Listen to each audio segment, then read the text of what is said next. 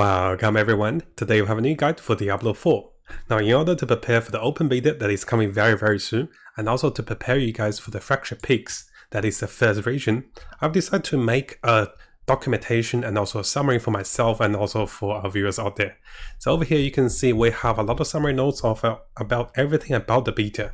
And what we'll do is we'll go through over this guide I made and we'll try to summarize information from Maxroll GG. And we'll also come back over here for some reference and also more additional guides. We'll also be looking into some of the legendary codex that can be unlocked for each of the class in the new zone of the Fractured Peaks. So here we have a highlight for the Sorceress class, for example. You can see those are some of the legendary codex you can unlock during beta. So hopefully after this guide, this can provide you guys with an overall summary of everything included in the beta and also everything about the new zone. And this can help you guys towards 100% completing the beta with different classes, different quests, different dungeons, and try everything you can during this time of beta. So the first thing we'll talk about is going to be Reno. And after that, we'll talk about waypoints, stronghold, side quests, Art of Lilith, side dungeons, which is actually a lot, Shires, which are 6 of those, and also special ones, with also Gold Shire, and also local events, and also different currencies and so materials in the game. So coming over to the first point, and this is quite important for the region. Most of us want to unlock the region to 100% because we want the Reno points. So here are some of the information about the region of the Fractured Peaks. For the Fractured Peaks, there are 7 waypoints, 3 strongholds, 24 or 23 side quests were correct on this, and also areas discovered with 83. Each of those areas will provide you Renos. And also with side dungeons, there are 23 of those, 28 Art of Lilith to be discovered. Now you don't have to keep a track of this, but just in case you guys want completion and also 100%, this is what you want for the area. Now, one thing about the Reno is that the Reno will be broken down into 5 stages, and the first thing we kind of want to look for will be the skill points. Notice that with stage 1 to 4, you get 1 skill point, 1 potion, 1 skill point, and also 1 skill point. So you really want to get to the top 4 skill points first in the beta. It won't be any factor to get to the last point of Reno, because the last point will cost 300 points, and also this gives us 4 Paragon points. But I don't think we can get that far into Paragon, but ideally we want to unlock everything, and this is a summary. Notice that the requirement for the points for unlocking the Reno will be higher. So the first one's 80, next one's 100, and goes up in terms of cost. And this is account-wide. So what that means is the account-wide unlock for the Reno will work for all the characters you create. I do think the only difference is between softcore and also hardcore, and that is differentiated. Now once you have unlocked Reno, getting further Reno points for your characters will provide you with gold and also experience depending on the character's level and also stage. So over here we also have a summary to see how many points per items you discover in the region. And after that we have waypoints for 10 points, Art of Lilith for 5 points, Stronghold, which will be the focus of the the region, will give us 50 points. So 3 Stronghold will give us 150 points. Each of the side quests is 15 points, and also finishing a dungeon will be 20 points. So you guys can see right away, we can easily get over 800 points because there's so many things to do in the region. And here we have some additional summary notes for the region. We'll aim to finish the 1 to 4 region levels first for the Reno points, and also for a power boost for all the characters with additional 3 skill points. Additional 3 skill points. We'll be doing the Stronghold to unlock the dungeons and also to go for the codex in the dungeon. And we'll be looking for shorter side quests and also side quests that take us in the dungeon. And of course, we'll be going with all 28 of Art of Lilith, which we'll cover on the next part. So over here, we have a summary of the 3 different locations for the Stronghold and also the regions. We also have the summary of the 7 different waypoints over here on the map and also on the locations. So here I do have a little summary for the Strongholds. The Stronghold for Mount Mok will be level 10, and this will unlock 2 of the dungeons. So ideally this will be the first Stronghold we go into. The next Stronghold we have will be Nostrav, and this will be level 12. And unlocking this one provide us with an additional dungeon to go for. And finally, the last Stronghold in the first region will be Nord Dragon. And the minimum level of monsters in this dungeon will be level 20. And you can also unlock a region event with a Legion event. Now do keep in mind, even though the minimum level is 20 for the monsters, you can go in there with lower level, but you'll be more challenging for the Stronghold unlock. If you guys want more details on unlocking the stronghold, I also have the guide over here. Now, I don't want to give you guys too many spoilers in case you want to try the stronghold yourself and see what's available. So the link is available in the document, which will take you to the details site for more, guide and also more, directions to the stronghold. Now, if you guys remember earlier, we saw that there will be 24 side quests, but after counting the number of side quests that is available to the players during beta, it seems that I only counted the 23. So it was said to be 23 or 24, right? So as for the side quests, what you want to do is you want to go to the minimap and you want to look for the blue exclamation mark. And once you start the side quest, there might be blue circles or blue diamond locations that will allow you to go to different objectives. Some of the quests will take 20 seconds, other quests will take about 5 minutes. And the chain quests, the longer ones, can take up to 15 minutes to finish them. Each of the side quests is set to provide you with 15 Reno, and also some experience and also gold as the guaranteed reward. You can also get some items and also catch off goodies and maybe some potions. So the side quests are not bad, especially as you progress through the game for bonus experience and also for a bit of the story and also the lore. Now, one of the interesting part about unlocking certain side quests is you'll want to complete as many strongholds as you can, and this will unlock new side quests. And after getting 5 levels higher than your current level, come back to the location to see if there's another side quest. And some of the side quests requires you to complete the prior quest before the chain of the quest. So if you skip some of the quest, you might be missing out some other quests in the future. And of course, in case you guys want more information on the side quests, we have information over here with regards to each of the side quests and where to unlock them, where to find them, and also what is required, what do you get out of it. Some of them will have a character level dependence, some of them will provide you with certain items like elixirs, and also, other items like this particular one, Blood Barbed Blade is provided for this quest. Now, coming over to the Altar of Lilith for the focus region of Fracture Peaks. Now, we know there will be 28 regions or maps of altars in the map. Keep saying this funnily. So, Altar of Lilith, once you worship this one, you will be provided with a bonus stats. And there will be 5 different stats you can get.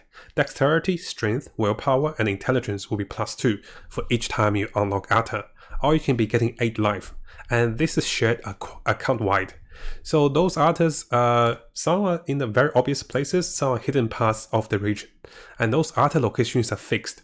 So once we have a map, we'll post it for you guys. And because it is shared account-wide, once you unlock this one with one character, you don't have to go for them. They still give you a little bonus once you go for the repetitive ones. But ideally, we want to unlock those for the Reno, and also we want to unlock those for the bonus stats. So once we have a map for all 28 of those, I'll post this one to you guys on YouTube and maybe even add to the this documentation over here. So keep in mind, keep a lookout for this.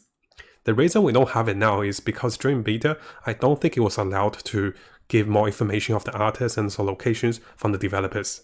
Now, the Altar of Lilith will be separated between the mode of the game. So between softcore and also hardcore. If you're starting a new hardcore game, you might have to find all of those again with your account. But it is the same location, of course. So once you know where to find them, it should be quite easy. Now, it is said there will be 23 side dungeons in total in the Fracture Peaks, with a total of 115 of those in total in the game. The side dungeons or the dungeons in Diablo 4 will provide experience, gold, and also 20 Reno for clearing them.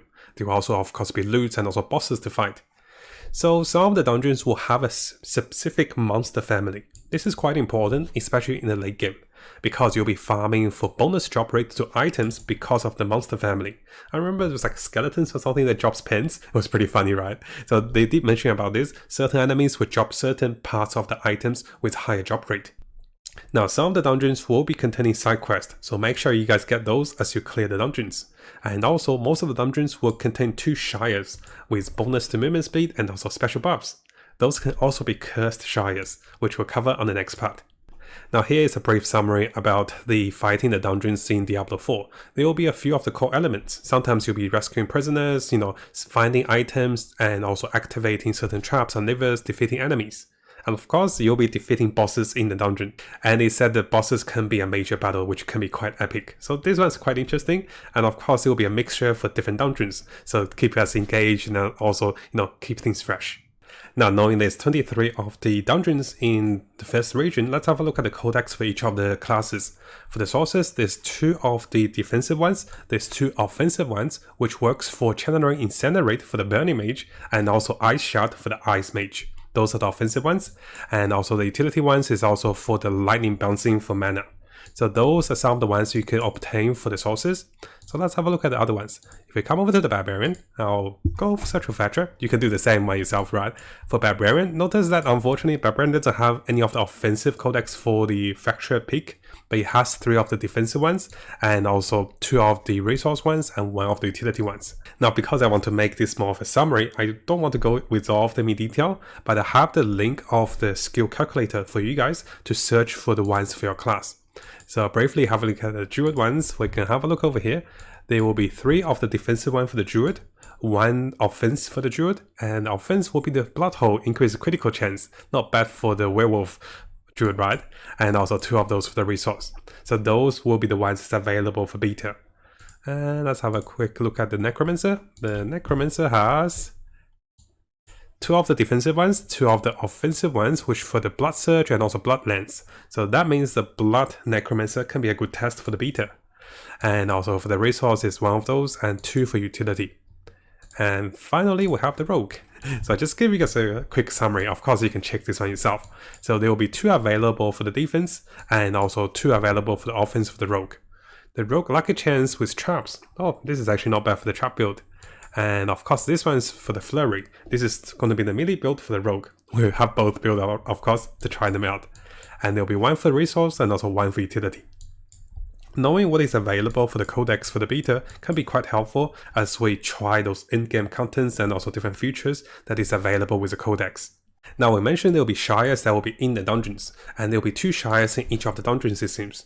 Currently there will be 6 different Shires, and they can be spawning in the open world, which is more rare, but they can be spawning in the dungeons. And all of them last for 30 seconds. They provide a 35% movement speed buff. I did read somewhere it's at 25 too, so I'll double check on this. And also there's a chance of having a cursed Shire event. So let's go through the Shires, then we'll talk about the cursed Shires. So as for the Shires, the first one is Artillery Shire, which give you a massive boost to attack speed, and then each attack summons a holy arrow. So this is like a dream for DPS characters that hits normal attack. After that, we have a Blast with Shine.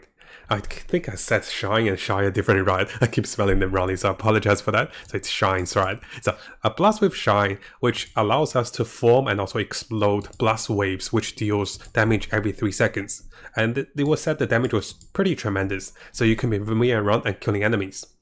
And similarly, one of my favorite in Diablo 3 is the Conduct Shine. So the Conduct Shine will be shocking and also surging through enemies. I believe your skills will change into lightning spells, and you'll be dealing tremendous lightning damage to enemies. And of course, the bigger focus of the Shine will be the Greed Shine. So this one makes enemy drop gold when you hit them, and we will gain auto pick up gold ability, so gold will just fly to us it seems.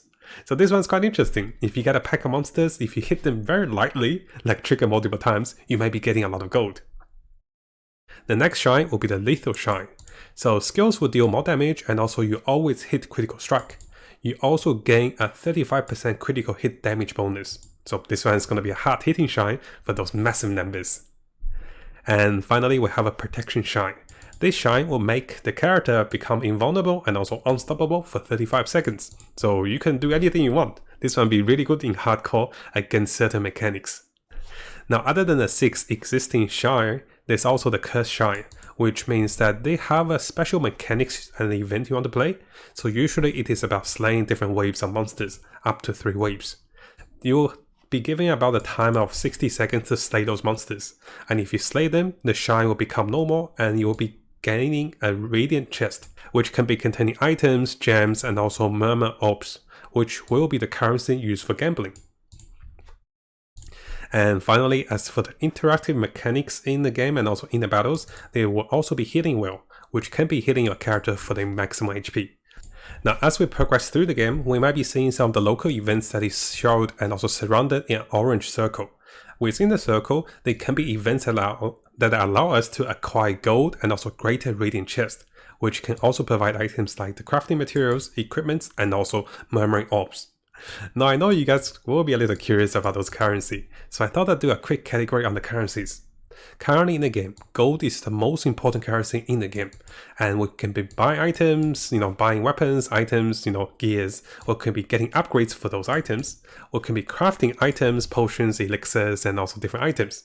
We can use the gold for codex and also aspects for the end game, and also we can be using gold to reset skills, and also to change our skill trees and also perks.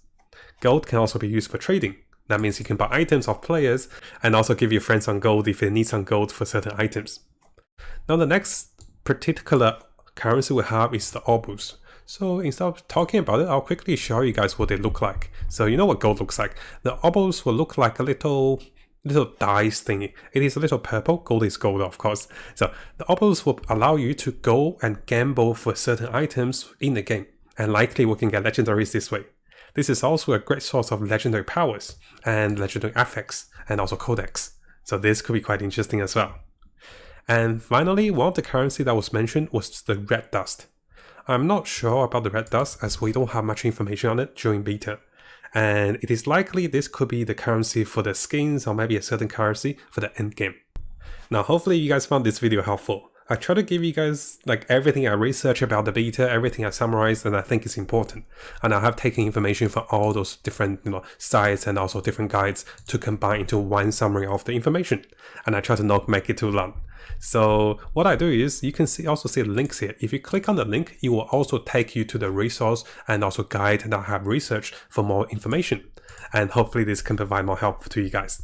I'll have the link available for you guys, and as I play through the game in open beta, if I find anything, especially the Art of Lilith, all 28 of them, I'll be adding those into this guide as well, and maybe make a video about it as well. And as we know, beta is coming very soon, so let me know if you guys have any tips and also guides for the beta.